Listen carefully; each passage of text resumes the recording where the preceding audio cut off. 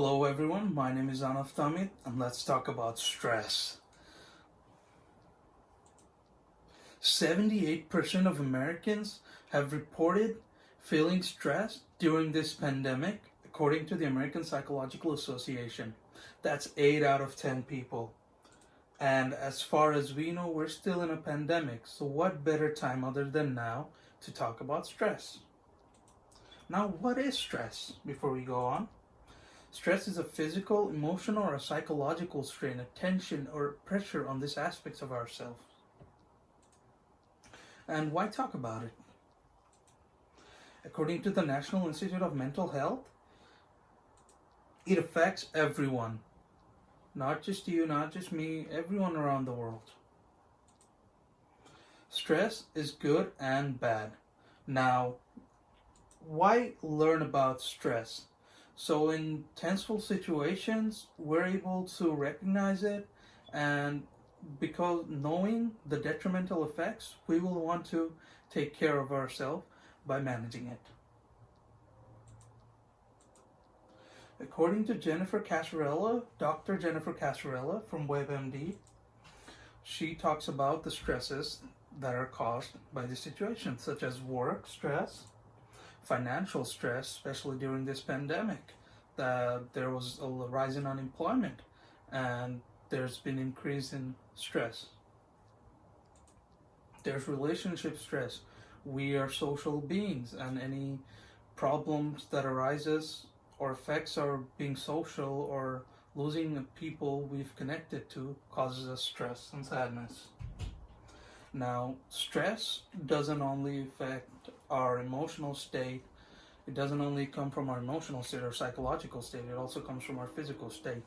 If we have, let's say, severe back pain or heart pain or stomach pain, or you went through trauma, abuse, or a natural disaster, that can affect you and stress you out.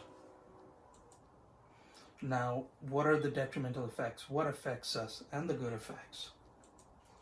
Dr. Hansa Bhargava tells us about it. There's two types of stress, she says: acute stress and chronic stress. Acute stress is short-term stress. It's the stress that you need in times of dangerous situation to give you energy and strength.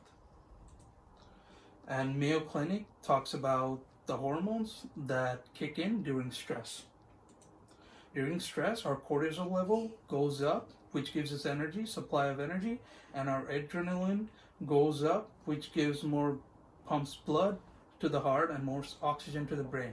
Gives us strength, awareness, focus. Now, those are good things, right? But because we need those hormones during dangerous situations. But there's chronic stress, which is bad stress. It's a long exposure to stress and a constant exposure, which is not good for us. Now, how can that stress affect us? It can affect us physically and emotionally. Emotionally being depression, anxiety; physical being hair loss, lower sexual libido, trouble sleeping. Now, why learn about the effects and the causes, right? So we're able to spot it, recognize it, and be aware of the detrimental effects so we can take care of it. According to CDC, these are the recommendations: a good diet, good sleep, avoiding alcohol, drugs, and avoiding situations that cause stress.